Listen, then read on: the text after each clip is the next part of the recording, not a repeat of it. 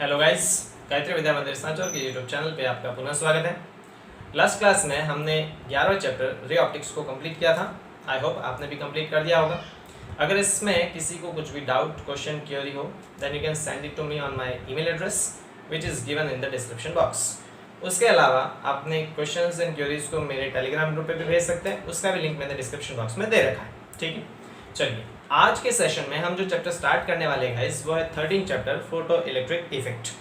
देखिए ऑप्टिक्स में एक चैप्टर आपके पास और बच जाता है जो है वेव ऑप्टिक्स, है ना। वो 12वां चैप्टर है, प्रकाश की प्रकृति के नाम से है। उस चैप्टर को स्टार्ट नहीं करने के पीछे कुछ सर्टेन रीजन है। पहला कि वो चैप्टर थोड़ा लेंदी है ना, it take around 21 to 25 lectures for that chapter to be completed. वो तो एक रीज़न है ही। उसके अलावा वो चैप्टर थोड़ा मैथमेटिकल और एनालिटिकल है, तो मैं उसको फिजिकली पढ़ाना ज़्यादा इंटरेस्टिंग समझता हूँ और आपको भी उसमें ज़्यादा इंटरेस्ट आएगा, सारी बातें कन्वे अच्छे से हो जाएगी। ठीक है, तो आज का जो सेशन है हमारा उसमें हम स्टार्ट करें photo electric effect and matter waves. ये चैप्टर जो है ये किसी से ज़्यादा कोई लिंक नहीं है और मार्क्स भी अच्छे कैरी करता है। तो आज के सेशन में हम केवल इंट्रोडक्टरी पोर्शन को डिस्कस करेंगे और इसके बाद इस चैप्टर को और कैरी ऑन करते जाएंगे। तो चलिए शुरू करते हैं। देखिए हमने पढ़ा है कि on the basis of flow of electricity, वैसे तो अलग अलग बेसिस पे मेटल्स और सब्सटेंसेस को बहुत तरह से क्लासिफाई किया जा सकता है, लेकिन विद्युत धारा के प्रवाह के आधार पर on the basis of flow of electricity हम सब्सटेंसेस को 3 पोर्शन में डिवाइड करते हैं। कौन कौन से? एक तो होते हैं चालक जिनमें विद्युत धारा का प्रवाह होता है, एक होता है कुचालक जिनमें विद्युत धारा का प्रवाह नहीं होता, और एक होता है अर्धचालक सेमीकंडक्टर जिनमें कभी कभार तो विद्युत धारा का प्रवाह होता है और कभी कभार विद्युत धारा का प्रवाह नहीं होता, यानी कि उनमें चालक की तरह भी वो बिहेव करते हैं और कुचालक की तरह भी बिहेव करते हैं, दोनों की प्रॉपर्टी होती है। तो देखिए कुचालक जो है वो आपके चौथे चैप्टर जो है क्या कहते हैं उसे, विद्युत धारिता, इलेक्ट्रिकल कैपेसिटेंस, उसमें उनका कुछ इंट्रोडक्टरी पोर्शन दे रखा है, तो उसको हम यहाँ पे चर्चा नहीं करेंगे। जो अर्धचालक होता है सेमीकंडक्टर, तो आपका 16वां चैप्टर जो है इलेक्ट्रॉनिक्स को उसी पे बेस्ड है, तो उसको उसमें डिटेल से डिस्कस करेंगे। हम बात करते हैं चालकों की। ठीक है, तो देखिए बेसिकली चालक क्या होते हैं, व्हाट इज अ कंडक्टर। चालक,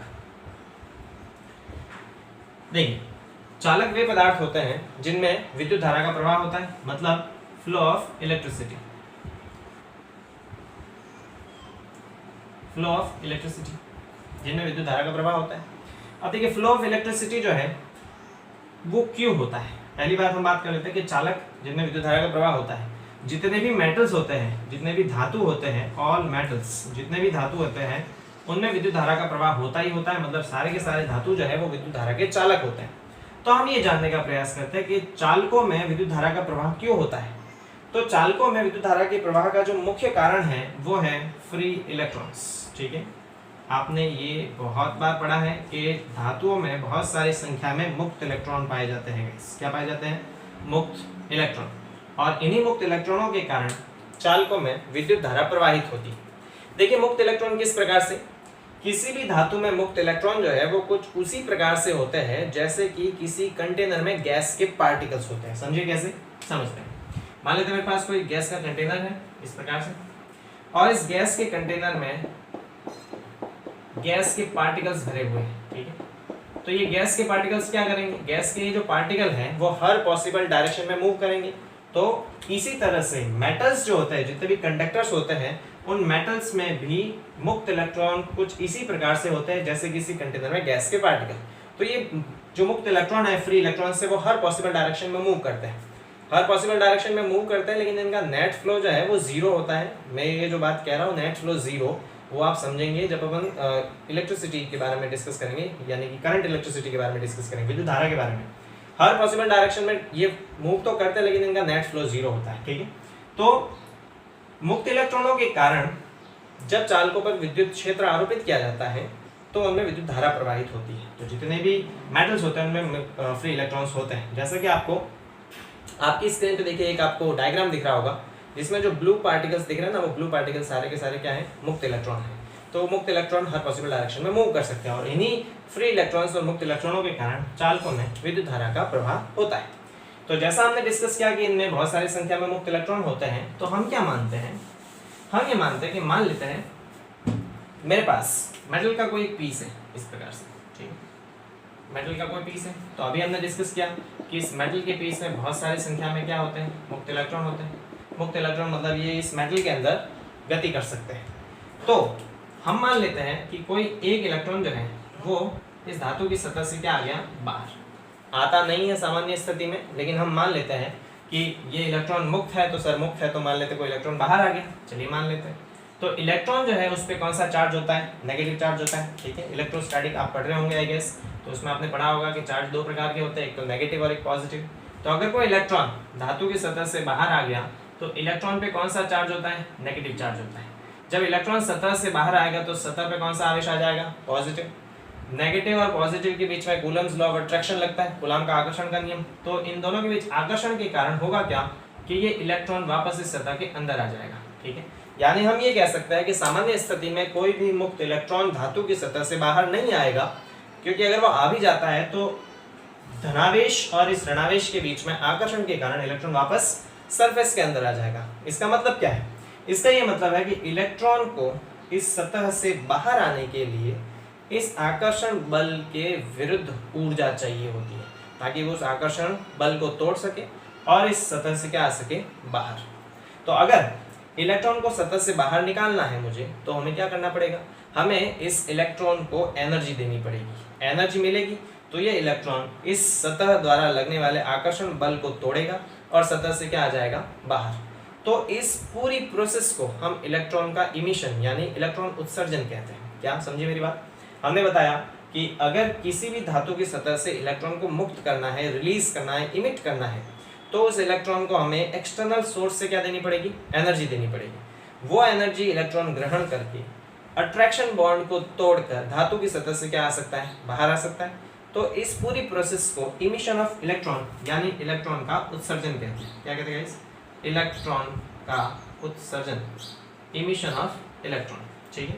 तो हम क्या देखते हैं कि इस इलेक्ट्रॉन के उत्सर्जन के लिए हम इसको एनर्जी देते हैं, और इस एनर्जी को हम 3 वेरियस मेथड से दे सकते हैं, ठीक है। तो उनके बारे में हम थोड़ा डिस्कस कर लेते हैं, समझिए क्या। हम बात करते हैं उत्सर्जन ऑफ इलेक्ट्रॉन की, फिर हमारे टॉपिक पे आएंगे हम जो है फोटो इलेक्ट्रिक इफेक्ट। तो पहले हम उत्सर्जन ऑफ इलेक्ट्रॉन के बारे में डिस्कस कर लेते हैं। Emission of electron, that is electron का उत्सर्जन, इलेक्ट्रॉनिक उत्सर्जन भी कहते हैं इसे, ठीक है। तो इलेक्ट्रॉन उत्सर्जन बेसिकली मैंने क्या बताया कि किसी भी इलेक्ट्रॉन को बाहरी स्रोत से जब ऊर्जा मिलती है तो वो धातु और इलेक्ट्रॉन के बीच आकर्षण बल को तोड़कर धातु की सतह से क्या आ जाता है, बाहर। इस घटना को इलेक्ट्रॉन उत्सर्जन कहते हैं। अब एनर्जी देने के 3 तरीके कौन कौन से। पहला जो हम बात करते हैं उसे कहते हैं तापीय उत्सर्जन, ठीक है। तापीय उत्सर्जन जिसे अपन थर्मियोनिक इमिशन भी कहते हैं।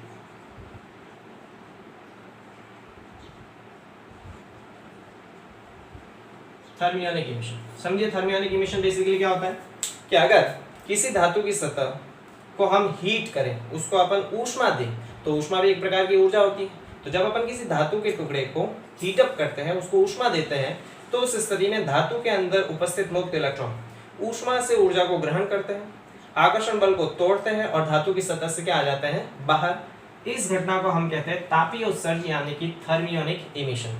इस चैप्टर में हम इसके बारे में नहीं पढ़ेंगे, ठीक है। दूसरा हम बात कर लेते हैं जिसे हम कहते हैं क्षेत्रीय उत्सर्जन। क्षेत्रीय उत्सर्जन, इसे हम कहते हैं फील्ड इमिशन, ठीक है। फील्ड इमिशन, चलिए फील्ड इमिशन बेसिकली क्या होता है वो भी समझ लेते हैं। इस प्रोसेस में क्या होता है कि धातु का जो मेरे पास टुकड़ा है, मान लेते हैं हमारे पास धातु का कोई एक टुकड़ा है, तो इस धातु के टुकड़े पर उच्च विद्युत क्षेत्र आरोपित किया जाता है। मतलब हम इसको एक बहुत बड़ी बैटरी से जोड़ दें तो इसमें क्या प्रवाहित होगी, धारा प्रवाहित होगी। और हम ये जानते हैं कि जब भी किसी मेटल में से धारा प्रवाहित होती है तो मेटल गर्म हो जाता है ना। पंखा जब बहुत देर तक चलता है तो उसमें भी गर्मी उत्पन्न होती है। तो जब इस पर बहुत हाई इंटेंसिटी का विद्युत क्षेत्र आरोपित किया जाता है, मतलब इसमें जब बैटरी से जोड़ा जाता है तो इसमें करंट फ्लो होगी, उसकी वजह से इसमें ऊष्मा उत्पन्न होगी और वही ऊष्मा से इलेक्ट्रॉन ऊर्जा ग्रहण करेंगे, धातु और इलेक्ट्रॉन के बीच आकर्षण बल को तोड़ेंगे और सतह से क्या आ जाएंगे, बाहर। तो इस प्रकार के उत्सर्जन को अपन क्या कहते हैं, क्षेत्रीय उत्सर्जन। इसके बारे में भी हम यहाँ डिस्कस नहीं करेंगे। तो हम किसके बारे में डिस्कस करेंगे, तीसरे प्रकार के बारे में डिस्कस करेंगे जिसे हम कहते हैं प्रकाश उत्सर्जन, ठीक है। प्रकाश उत्सर्जन यानी कि फोटो इमिशन। फोटो इमिशन देखिए इस चैप्टर में हम इसी के बारे में चर्चा करेंगे। अब समझ लेते हैं फोटो इमिशन बेसिकली क्या होता है। तो फोटो इमिशन को समझते हैं। फोटो इमिशन में अगर मान लेते हैं कि धातु की किसी सतह पर कोई उचित आवृत्ति का प्रकाश आपतित होता है, ठीक है, जिसकी आवृत्ति उचित हो, तो अगर धातु की सतह पर कोई उचित आवृत्ति का प्रकाश आपतित होता है तो इस स्थिति में धातु के अंदर उपस्थित मुक्त इलेक्ट्रॉन उस प्रकाश की ऊर्जा को ग्रहण करते हैं, आकर्षण बल को तोड़ते हैं और धातु की सतह से क्या आ जाते हैं, बाहर। इस घटना को हम प्रकाश उत्सर्जन कहते हैं या फिर इसी घटना को हम प्रकाश विद्युत प्रभाव यानी कि फोटो इलेक्ट्रिक इफेक्ट कहते हैं। क्या कहते हैं गाइस? प्रकाश विद्युत प्रभाव। समझिए मैंने क्या बताया? मैंने ये बताया कि जब भी किसी धातु की सतह पर कोई उचित आवृत्ति का प्रकाश आपतित होता है, यहाँ आवृत्ति इंपॉर्टेंट है, उचित आवृत्ति का प्रकाश आपतित होता है तो धातु की सतह में उपस्थित मुक्त इलेक्ट्रॉन उससे ऊर्जा ग्रहण करके बंध को तोड़ के धातु की सतह से आ जाते हैं बाहर। इस घटना को हम कहते हैं प्रकाश उत्सर्जन या फिर प्रकाश विद्युत प्रभाव। अब यहाँ पे जो इलेक्ट्रॉन बाहर आते हैं उन इलेक्ट्रॉन्स को फोटो इलेक्ट्रॉन्स कहते हैं। कौन सा इलेक्ट्रॉन कहते हैं? Photo electrons. देखिए फोटो का सीधा सीधा मतलब है प्रकाश, ठीक है, फोटो का मतलब है प्रकाश। तो ये इलेक्ट्रॉन्स किसकी वजह से उत्सर्जित हो रहे हैं? ये प्रकाश की वजह से उत्सर्जित हो रहे हैं, इसलिए इन इलेक्ट्रॉन्स को फोटो इलेक्ट्रॉन्स कहते हैं। अब समझिए यहाँ पे उचित आवृत्ति से मेरा क्या मतलब है, समझते हैं। देखिए ये एक्सपेरिमेंटल रिजल्ट है। एक्सपेरिमेंटल रिजल्ट से मेरा क्या मतलब है कि हमेशा ही ऐसा नहीं होता कि जब भी धातु की सतह पर कोई भी प्रकाश आपतित अगर हुआ और किसी भी प्रकाश के लिए धातु की सतह से इलेक्ट्रॉन उत्सर्जित हो जाएंगे, ऐसा संभव नहीं है। समझे कैसे? हमने क्या बात करी? हमने ये बात करी कि धातु की सतह में बहुत सारी संख्या में मुक्त इलेक्ट्रॉन होते हैं, ठीक है, ये बहुत सारी संख्या में धातु की अंदर मुक्त इलेक्ट्रॉन उपस्थित हैं। लेकिन सामान्य स्थिति में ये इलेक्ट्रॉन धातु की सतह से बाहर नहीं आते हैं। क्यों नहीं आते हैं? क्योंकि इन इलेक्ट्रॉन्स और धातु की सतह के बीच में एक तरह का आकर्षण बंध है। तो उस आकर्षण बंध को अगर तोड़ दिया जाए तब तो इलेक्ट्रॉन बाहर आ जाएंगे, और अगर उस आकर्षण बल को नहीं तोड़ पाए तो इलेक्ट्रॉन नहीं आ पाएंगे। इसका मतलब क्या है कि अगर मान लेते हैं कि धातु की सतह पर कोई प्रकाश आपतित हुआ, ठीक है, और उस प्रकाश में जो ऊर्जा है वो अगर इलेक्ट्रॉन द्वारा बंध को तोड़ने के लिए आवश्यक ऊर्जा से कम हुई तो बंध टूटेगा ही नहीं, और बंध टूटेगा ही नहीं इसका मतलब इलेक्ट्रॉन मुक्त होगा नहीं। तो हम क्या जानते हैं कि हर स्थिति में इलेक्ट्रॉन उत्सर्जित नहीं होगा, केवल तब उत्सर्जित होगा जब इलेक्ट्रॉन को दी गई ऊर्जा का मान बंध को तोड़ने के लिए आवश्यक ऊर्जा के या तो क्या हो, बराबर हो, या उससे क्या हो, ज्यादा। अगर बंध को तोड़ने के लिए आवश्यक ऊर्जा से कम ऊर्जा उसको दी गई है तो बंध तोड़ेगा नहीं, और तोड़ेगा नहीं तो मुक्त होगा नहीं। इसका मतलब क्या है कि धातु की सतह पर हर प्रकार के प्रकाश को आपतित करने पर इलेक्ट्रॉन उत्सर्जित नहीं होता है। एक निश्चित न्यूनतम ऊर्जा के बराबर ऊर्जा अगर इलेक्ट्रॉन को दी गई है तो वो इलेक्ट्रॉन धातु की सतह से मुक्त हो जाएंगे, और अगर बंध तोड़ने के लिए आवश्यक ऊर्जा से कम ऊर्जा अगर उसको दी गई है तो इलेक्ट्रॉन मुक्त नहीं होंगे।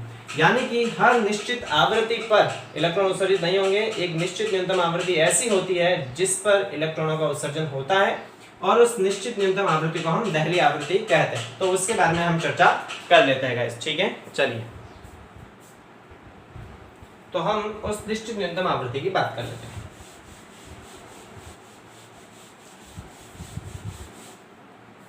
तो देखिए प्रकाश विद्युत प्रभाव को हमने किस तरह से परिभाषित किया? प्रकाश विद्युत प्रभाव को हमने परिभाषित किया कि जब भी किसी धातु की सतह पर कोई उचित आवृत्ति का प्रकाश आपतित होता है तो धातु की सतह से इलेक्ट्रॉन उत्सर्जित होते हैं।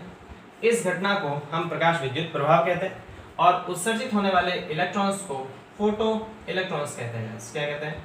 फोटो इलेक्ट्रॉन्स, ठीक है। अब यहाँ पर मैंने बताया कि आवृत्ति का मान एक निश्चित न्यूनतम आवृत्ति के बराबर या उससे ज्यादा होना चाहिए, और उस आवृत्ति को दहली आवृत्ति कहते हैं, ठीक है। तो दहली आवृत्ति बेसिकली क्या होती है समझ लेते हैं। यहाँ पे दहली आवृत्ति जिसे अपन न्यू नॉट भी कहते हैं, ठीक है। तो दहली आवृत्ति क्या?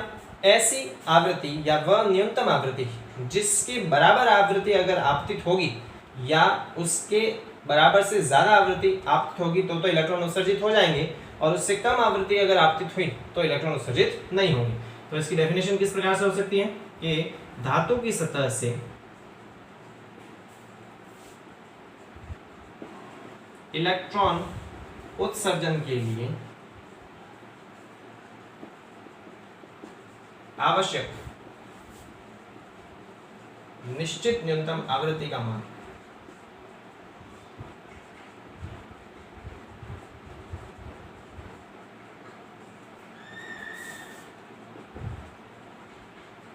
धातु की दहली आवृत्ति कहते हैं।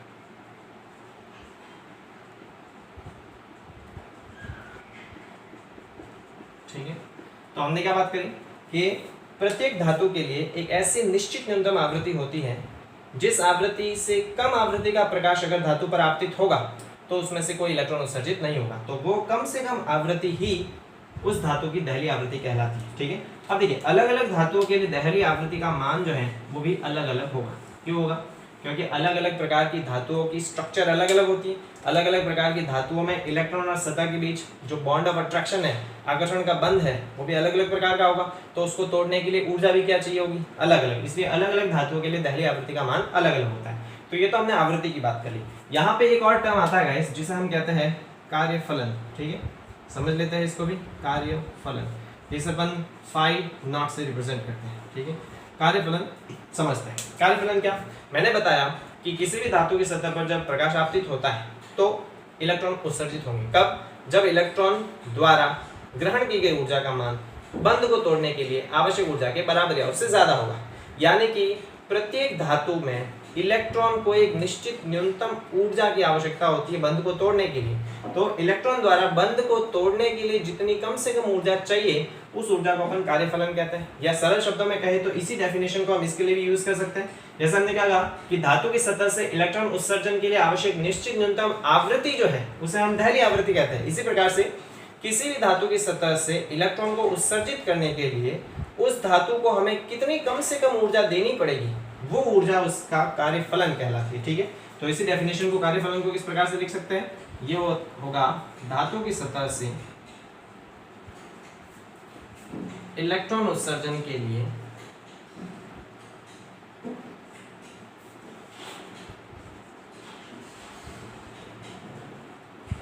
आवश्यक न्यूनतम निश्चित ऊर्जा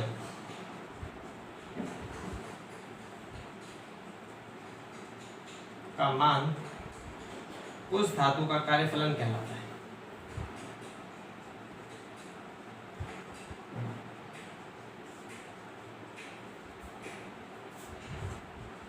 ठीक है, तो यहाँ पर जैसे अलग अलग धातुओं के लिए दहली आवृत्ति का मान अलग अलग होगा, उसी प्रकार से अलग अलग धातुओं के लिए कार्यफलन का मान भी क्या होगा? अलग अलग।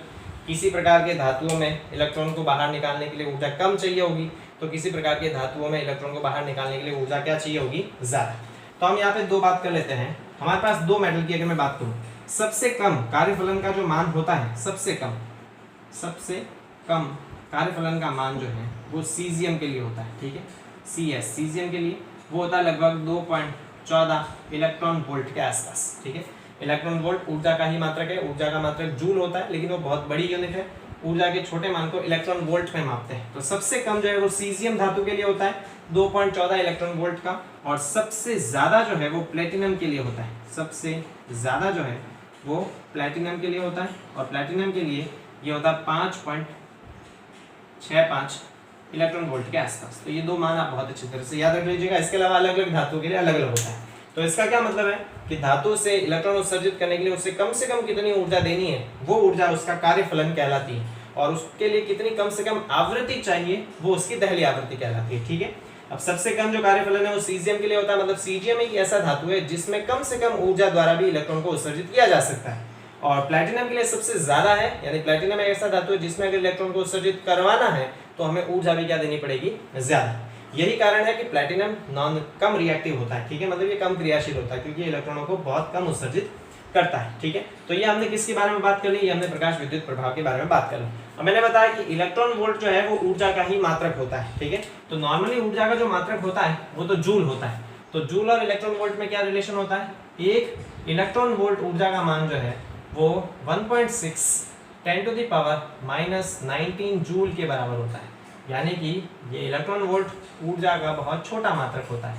ठीक है, जूल ऊर्जा का बड़ा मात्रक है और इलेक्ट्रॉन वोल्ट ऊर्जा का छोटा मात्रक है। जब भी ऊर्जा को छोटे पैमानों में मापना है तो हम जूल का यूज ना करके इलेक्ट्रॉन वोल्ट का यूज करते हैं। एक इलेक्ट्रॉन वोल्ट का मान 1.6 10⁻⁻19 जूल के बराबर होता है। तो ये हमने किसके बारे में बात कर ली? प्रकाश विद्युत प्रभाव के बारे में। क्या होता है कि जब भी किसी धातु की सतह पर कोई उचित आवृत्ति का प्रकाश आपतित होता है तो धातु की सतह से इलेक्ट्रॉन मुक्त होता है, रिलीज होता है, इमिट होता है। इस घटना को हम क्या कहते हैं? फोटो इलेक्ट्रिक इफेक्ट, प्रकाश विद्युत प्रभाव। और उत्सर्जित इलेक्ट्रॉन्स को फोटो इलेक्ट्रॉन्स कहते हैं। ठीक है, अब न्यूनतम आवृत्ति जो कि इलेक्ट्रॉनों के उत्सर्जन के लिए आवश्यक है उसे दहलीय आवृत्ति कहते हैं। अलग अलग धातुओं के लिए इसका मान अलग अलग होता है। और न्यूनतम ऊर्जा जो इलेक्ट्रॉन उत्सर्जन के लिए आवश्यक है उसे हम कार्यफलन कहते हैं। अलग अलग धातुओं के लिए इसका मान भी अलग अलग होता है। किस में मापते हैं इसको? इलेक्ट्रॉन वोल्ट में मापते हैं। अब समझिए, यहाँ पर ये जो इलेक्ट्रॉन्स इमिट हो रहे हैं, फोटो इलेक्ट्रॉन्स, अगर ये इलेक्ट्रॉन किसी सर्किट में फ्लो कर जाए तो जब भी सर्किट में इलेक्ट्रॉन्स फ्लो होंगे मतलब आवेश प्रवाहित होगा, और आवेश प्रवाह की दर को हम धारा कहते हैं। यानी कि जब भी ये फोटो इलेक्ट्रॉन्स किसी सर्किट में फ्लो करेंगे तो उससे एक धारा प्रवाहित होगी और उस धारा को प्रकाश धारा कहते हैं। तो ये जो हमने बात करी है ये सारी एक्सपेरिमेंटल बात है गाइस, ये प्रयोग द्वारा की गई बातें हैं। हम हमारे अगले वीडियो में, क्योंकि ये इंट्रोडक्शन वीडियो तो हम केवल प्रकाश विद्युत प्रभाव को समझ रहे थे, हमारे अगले वीडियो में हम प्रकाश विद्युत प्रभाव के प्रायोगिक अध्ययन के बारे में डिस्कस करेंगे कि किस प्रकार से एक्सपेरिमेंटल व्यू द्वारा प्रकाश विद्युत प्रभाव को समझा गया और उसके क्या क्या परिणाम आए, उन परिणामों से किस प्रकार जो है आगे चर्चा हुई। तो इससे आगे डिस्कस करेंगे हम हमारे अगले वीडियो में। Thank you so much guys.